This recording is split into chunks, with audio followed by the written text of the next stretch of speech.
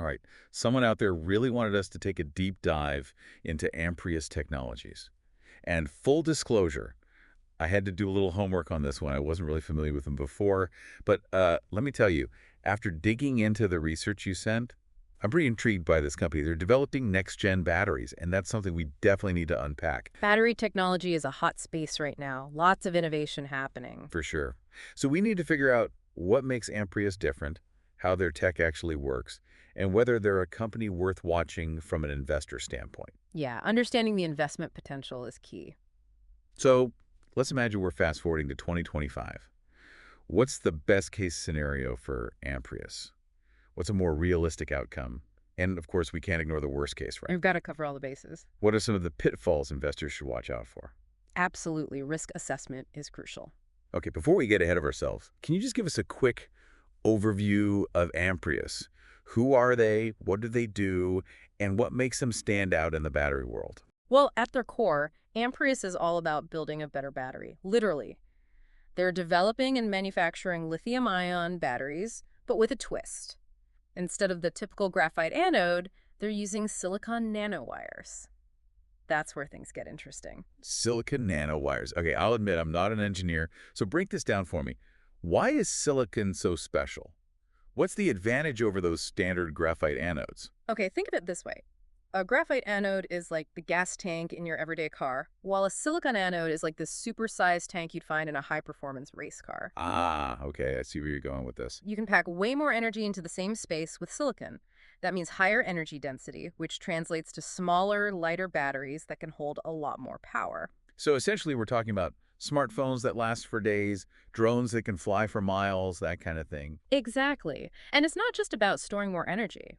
Silicon also has the potential to charge way faster than graphite. We could be talking about electric vehicles that charge up in the time it takes to grab a coffee, or a smartphone that goes from 0 to fully charged in a matter of minutes. Wait, phones charging in minutes. Okay, now you've got my attention. This is starting to sound like something out of a sci-fi movie.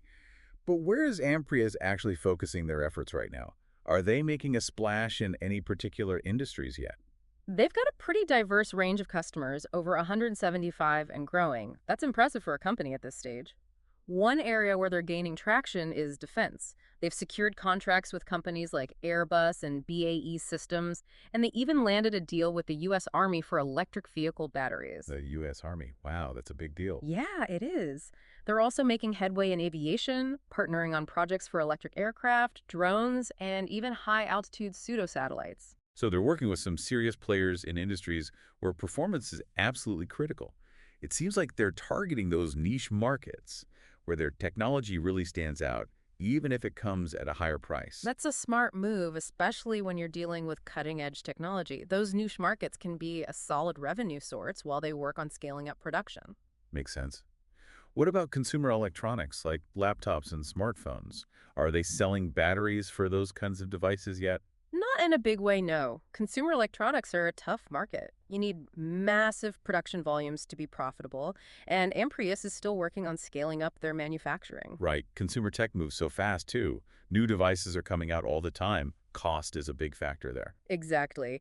They have mentioned exploring the consumer space eventually, but for now, their focus seems to be on those specialized applications where performance is the top priority, even if it means a higher price tag. Okay, so it's more about strategic partnerships and those high-stakes applications rather than trying to become the next big smartphone battery supplier. For now, yes. But they did recently snag a letter of intent, an LOI, for electric light vehicles. Yeah, We're talking a potential $2 billion deal over 5 years. that's a huge deal. And what's even more promising is that the looting company in that industry visited the Amprius factory to check things out. Okay, a $2 billion deal. That's nothing to sneeze at. But, I have to bring up the elephant in the room. Remember when Amprius went public through that SPAC merger a while back? Their stock price has kind of taken a nosedive since then. How do we reconcile these partnerships, these deals, with a stock that seems to be sending up warning signals? It's a great question, and I think it comes down to the challenge of scaling a company like this. Nanotechnology, it's complex and expensive to produce. Right now, Amprius's production volume is still pretty limited. So it's not necessarily that the technology isn't good, it's more about whether they can actually produce enough of it at the right price to compete in those mass markets. Exactly. They're going up against companies like Tesla, which are laser focused on driving down costs in the electric vehicle market. So it's a real hurdle for Amprius to overcome. It is, but they've partnered with a Dutch company called Centrotherm, which has experience scaling up production of things like semiconductors and solar materials. That could be a key piece of the puzzle. Okay, so there's a potential solution in the works. But let's get down to brass tacks. What does the future hold for Amprius? Put on your investor hat for a second. If we look ahead to 2025, what's the best case scenario? In the best case scenario, everything clicks. Amprius successfully scales up production. Those partnerships we talked about, especially that electric light vehicle deal, start generating serious revenue. And they prove they can compete on cost. They grab significant market share in those key sectors like defense and aviation. So basically, they become the battery powerhouse everyone's hoping for. Exactly. And what about that stock price? Does it finally recover? Oh, absolutely. In this scenario, the stock price rebounds strongly. Investors see real proof revenue flowing in, partnerships solidifying. Amprius starts attracting even more investment to fuel their growth. Okay, that's the dream scenario. Yep. Right. But things don't always go according to plan. What's a more realistic, middle-of-the-road outcome for Amprius in 2025? In a more moderate scenario, progress is a bit slower. Scaling up production might be more challenging than expected. The EV market is getting super competitive. Amprius might decide to double down on those niche markets defense, aviation, where they can charge a premium for their high-performance batteries. So they find a profitable niche for themselves, but maybe not that explosive growth we saw in the best-case scenario. Right. And what happens to the stock in this scenario? The stock probably stabilizes. It might not skyrocket, but investors see steady progress. The company avoids any major setbacks. All right, that's not too bad. Steady growth, a stable stock. Yeah. But now for the tough part. What does the worst-case scenario look like for Amprius?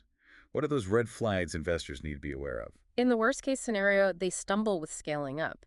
Maybe those key partnerships don't deliver as expected, or they struggle to get their costs down to compete in those mass markets. So they fall behind in the tech race, and investors start to lose confidence. Yeah, unfortunately. In this scenario, the stock price probably continues to decline, and that raises serious concerns about the company's long-term viability. Okay, so we've got the full spectrum from battery superstar to struggling to survive. What do you think is the most crucial factor that will determine which of these scenarios plays out? What should investors be keeping a close eye on? It all comes back to that scaling challenge. If Amprius can figure out how to manufacture those silicon nanowire anodes efficiently and cost-effectively, that changes everything. They need to show investors they can deliver on that promise. So it's about proving they can move beyond the lab and into mass production without sacrificing quality or blowing their budget. Exactly. And that's where our deep dive into their financials will be really insightful. All right, let's open up those books and see what the numbers tell us. This is where we separate the hype from reality. Okay, so we've talked a big game about silicon nanowires and billion-dollar deals, but let's get down to the nitty-gritty. Time to crack open the financial statements and see what's really going on under the hood. What can you tell us about Amprius's current financial health? Are they burning cash like crazy, drowning in debt, or sitting pretty? Let's dive into those financials and see what secrets we can uncover. Starting with their latest quarterly report, Amprius finished the third quarter of 2024 with $35 million in cash. And get this, zero debt. Zero debt. That's a good start. Sounds like they're being responsible, at least so far.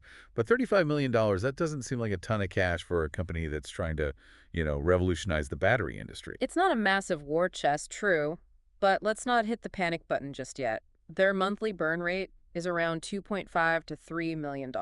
Okay, so they're not exactly living the high life, but they're also not about to go belly up tomorrow. They're somewhere in between. You got it. They're being strategic, making the most of their current production facility in Fremont, California.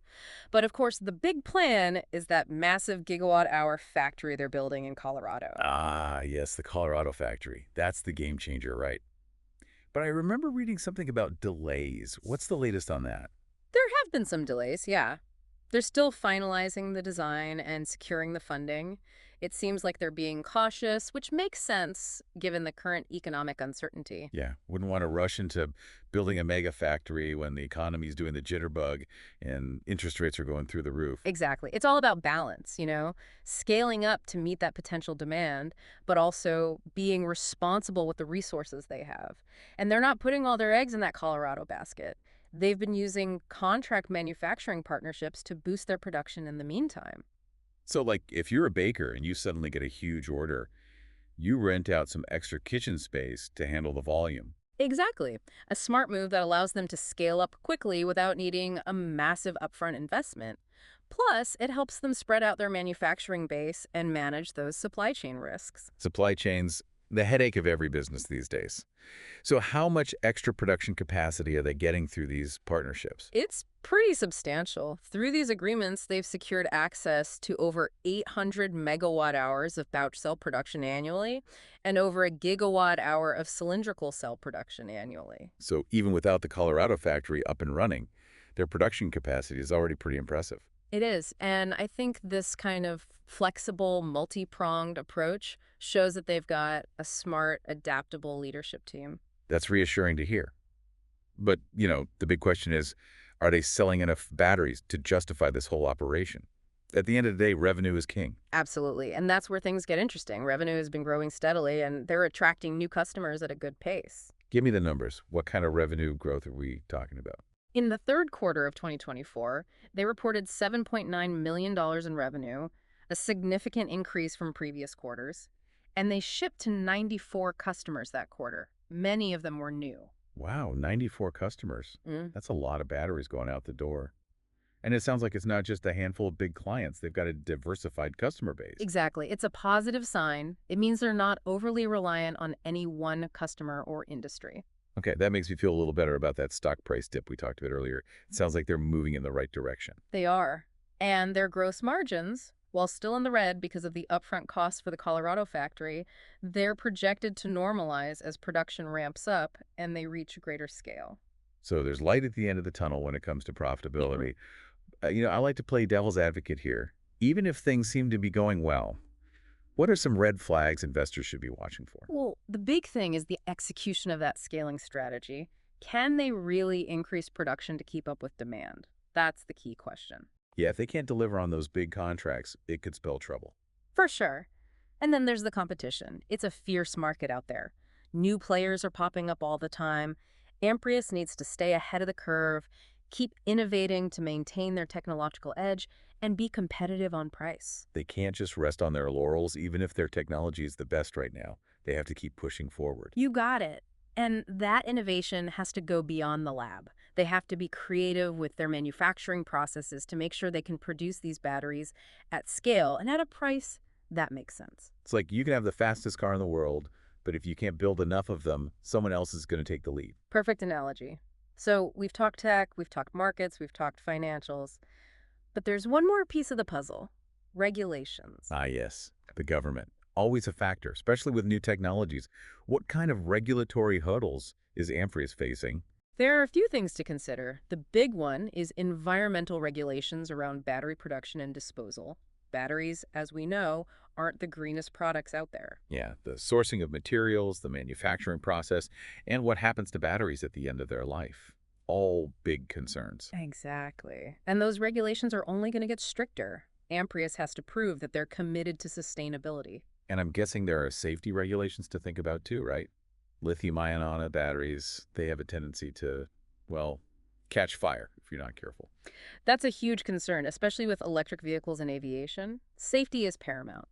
Amprius has to pass a lot of tests and meet strict standards to show that their batteries are reliable. So on top of everything else, they had to navigate this whole web of environmental and safety regulations, which, let's face it, can add a lot of time and cost to their operations. It definitely adds another layer of complexity. But there's a potential upside, too. Governments around the world are realizing that batteries are a critical industry, and they're starting to offer incentives and subsidies to encourage domestic production. It's like a global battery race. Yeah. Everybody wants to be the leader. Exactly. If Amprius can secure some of those government incentives, that could be a real game changer. So the regulatory landscape, it's a double-edged sword. Challenges and opportunities. It's all about being smart, understanding the risks and rewards, and making strategic decisions. Okay, we've covered a lot of ground. Amprius' tech, their market strategy, their finances, the regulations they face. What's the big takeaway for potential investors? What have we learned?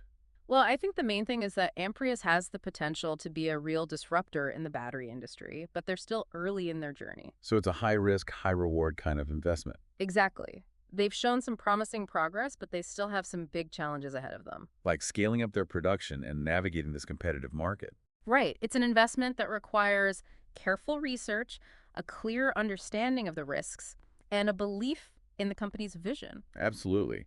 And I think based on everything we've talked about, there's one final question we should leave our listeners with. Ooh, I like a good cliffhanger. What's the question? Here it is. How will Amprius' focus on high performance and potentially more expensive batteries play out in a market that seems obsessed with cost effectiveness? It's a question that goes beyond Amprius itself and speaks to the bigger trends shaping the future of battery tech. It's a really good question. On one hand, you've got companies like Tesla pushing for those affordable electric vehicles for the masses. Mhm. And then you have Amprius talking about high performance but potentially pricier batteries. Mhm. How does that all fit together? Well, it's a balancing act for sure, and Amprius is kind of walking that tightrope between performance and affordability. But we have to remember there are certain markets where performance is absolutely critical. You can't compromise. Right. Like think back to those high-altitude pseudosatellites or those electric aircraft we talked about. Yeah. In those applications, you absolutely need the best. You need batteries that can deliver maximum energy density, fast charging. Cost is almost a secondary concern. Right. It's like saying, we need this satellite to stay up in orbit for as long as possible. We need this drone to fly across the country on a single charge. And, money is no object. Exactly. Just get it done. But when you start talking about the mass market, things change. Yeah. Cost becomes a much bigger factor. Think about electric vehicles, for example. Right. For the average person, price is a huge consideration. It's like you want the best, but can you actually afford it? Right. And that's where Amprius faces this crucial decision. Can they make their silicon nanowire technology affordable enough to compete in those mass markets where volume is key? Yeah. Or do they focus on those niche markets where price is less of a barrier? It's a tough question. It is. They've said they're working on reducing costs as they scale up production, but that's a big challenge. Especially with cutting-edge technology like this. It is. But here's something else to think about. As Amprius scales up and maybe starts to bring those costs down, they might end up appealing to a different kind of customer in the EV market. Yeah. Maybe a more premium segment. Oh, interesting. Customers who are willing to pay a bit more for that high performance.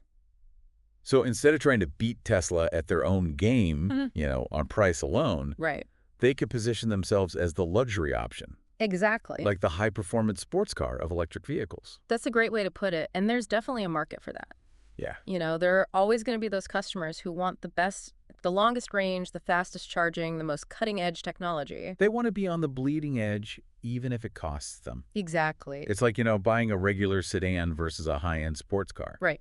Some people, they're willing to pay for that extra power and performance. Absolutely. And that could be a really smart niche for Amprius. Focus on those customers who really value that innovation and are willing to pay for it. Okay, so we've talked about those niche markets where performance is king. We've talked about maybe appealing to a more premium segment in the mass market. But there's one more thing we need to address. Disruption.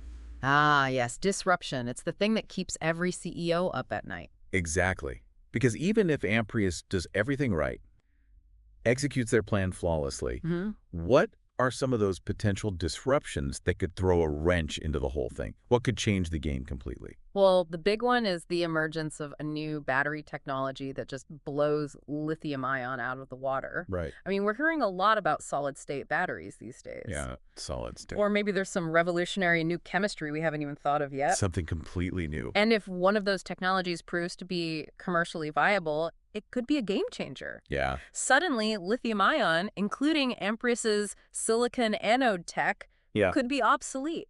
Wow. It'd be like, spending all your time perfecting the internal combustion engine. Right. And then, boom, electric vehicles just take over. That's a risk that's hard to predict, but it's out there. It is. It's a reminder that innovation never stops.